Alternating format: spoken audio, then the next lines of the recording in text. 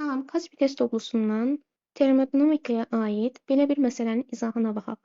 Qızdırılmış cisim suyun içərisinə atılır. Temperatur zaman qrafiklərinə əsasən suyun və cismin istilik tutumlarının nisbətini hesablayın. Belə məsələlərdə istilik balansı təyinlə həmçinin enerjini saxlama qanununa görə suyun aldığı istilik miqdarı ilə cismin verdiyi istilik miqdarı bir-birinə bərabər olur. Buna əsasən biz düsturu yazsaq, Q bilirik ki, biz istilik tutumu ilə Sevrusun delta T şəklində asılıdır. Yəni Q-nun yerinə biz hər bir həm su üçün, həm cisim üçün yazsaq, bu olur. Suyun istilik tutumu vurulsun suyun temperaturu bərabərdir. Cismin istilik tutumu vurulsun cismin temperaturu. Burada göründüyü üzərə istilik tutumları ilə temperaturlar tərs mütənasib asıldır.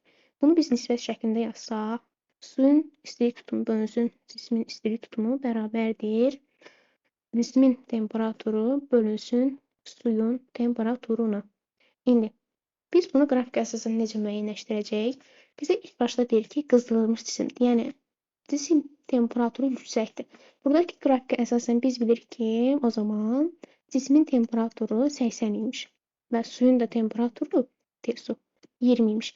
Bunlar hər ikisi cisim suya atılandan sonra su isinə qalxır, gəlir bura.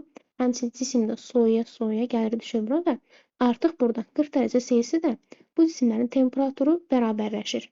Buna əsasən biz cismin temperaturu dəyişməsini tapsaq, əvvəl 80 imiş, 80-dən düşübdür 40-a. Nə qədər dəyişibdir? 40.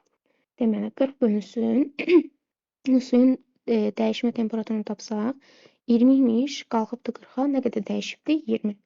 Bölünsün 20. O da bərabərdir 2. Cavab olur A variantı.